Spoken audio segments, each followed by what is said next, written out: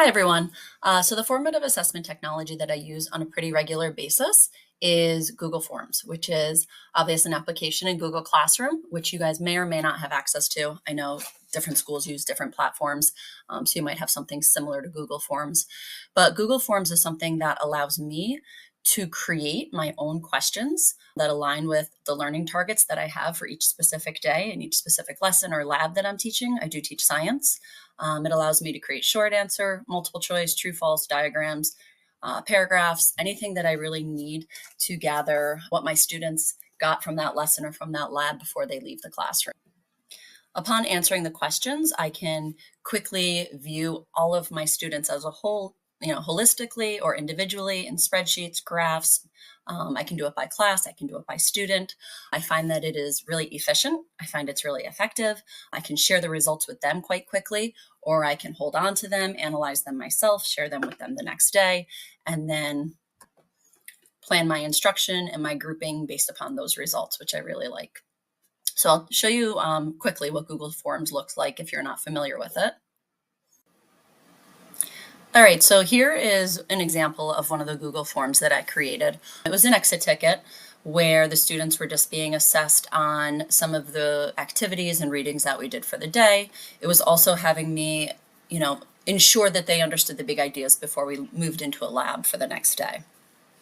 So the way the students will see this looks like this. So they'll just come in, give me their name, their period, and then answer these questions. These are just all quick multiple choice questions, and then they submit it. The results come to me immediately, which is lovely. And then here is my view. So there's the questions. Once the students respond, all of the responses come in here, so I can get a quick overview. I can release scores, immediately here, or I also have settings where I can have them sent out maybe the following day after I review them. So generally I wait. I like to look at them and try to understand what's happening before I share the results with them. As I scroll down, I can look at each question individually, which I really like, so I can see how many students are answering one day versus 1 year. I can also go into each question individually, which I'll show you, and understand which students answered which question. So sometimes that will lead to me grouping students differently the next day. Sometimes I'll pull students and do a small instruction. It could be a lab. We could be going over some of the questions together, doing drawings at the board, anything that I'm concerned that they didn't really walk away with that knowledge that I need them to understand for the following day. But this is all of the questions there. I can also go in and analyze it here by question, as I was saying. So for each question, I can click on the students and understand which students had it correct. I can click on my students and figure out, okay, who's answering this question, and then make sure that I ensure that they gather this information somehow through me, maybe working with their teams, working with another team member that next day to ensure that they gather the correct information before we progress in our lesson. Individually, I can look at each student. I like this. Sometimes I'll pull students up and go over questions with them, and we can try to understand, where their misunderstanding is. I can just look at their results with them. They can pull it up on their screen as well. But I just find that this really allows me to assess students literally every day if I choose to. I can even do it throughout the lesson, which I like and I will utilize at times. It allows me to create the questions. I do like Kahoot and quizzes, but I find that this material and these answers stay on their computer so they can always access it, which is great, especially as we move forward or go back and study things or even just see how far they've come. If I give it as a pre-assessment before we take our test, sometimes we'll go back and look at it and they're amazed at how much they've learned since that pre-assessment. I think that's really a great thing for them to see. I do believe that Google Classroom is instructionally tractionable, as the book says. It really helps me gather information and helps point to very specific learning needs of each student, which I think is extremely helpful. All right, I'm going to take you back to the other page. All right, so when I take a look at the 5 keys to quality assessment, according to our book, the last 3 had to do about effective use. And I do feel that Google Forms does a good job at kind of checking all of the last 3 boxes. if properly used by the teacher. I do think a lot with Google Forms falls upon the teacher's lap in the sense that you're creating, you're analyzing, and you are responding. But I do like the fact that I have control to do that using Google Forms.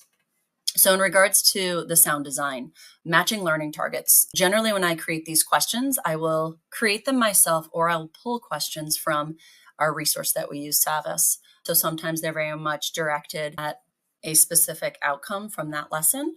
I do like also that within the learning targets, I can create questions for different students based upon their needs. So if they do have an IEP or they're an ELL student, I can make sure that they get a different question that still allows me to make sure that they understood the big learning target of the day, but in a way that I know that they can access that information and share their learning with me. And as for formative usefulness, I feel like I've covered this a lot already. It does definitely guide my instructional steps. I'm able to give students feedback and have them act upon it immediately, which is important to me.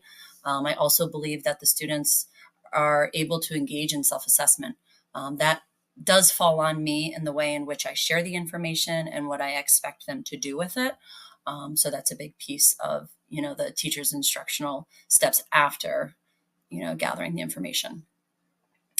As for effective communication, I'm able to track each student daily, weekly, whatever I choose in this regard. Students are definitely engaged in the learning process. I think on a regular basis in my classroom, they're able to understand what do I know, what don't I know, what do I need to work towards, and then that I create situations where we can go and relearn information. We can go back and redo a lab. I can put them, with a classmate who seems to have a really good understanding of the information.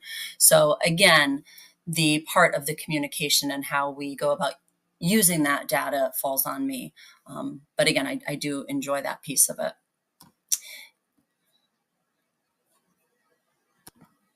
Okay, well, I am way over my time limit. I apologize if you listen to this whole thing, but I do enjoy Google Classroom. I'm sure that sorry. All right, I apologize. I'm way over my time limit, so I apologize if you listened to this entire. All right, I will end there since I'm way over my time limit. My apologies. I do enjoy, using Google Forms, and I'm looking forward to maybe making it better, through this class. Thank you. And as for formative usefulness, I feel like I've covered this a lot already. It does definitely guide my instructional steps. I'm able to give students feedback and have them act upon it immediately, which is important to me. I also believe that the students are able to engage in self-assessment. That does fall on me in the way in which I share the information and what I expect them to do with it. So that's a big piece of, the teacher's instructional steps after gathering the information. As for effective communication, I'm able to track each student daily, weekly, whatever I choose in this regard. Students are definitely engaged in the learning process. I think on a regular basis in my classroom, they're able to understand what do I know, what don't I know, what do I need to work towards.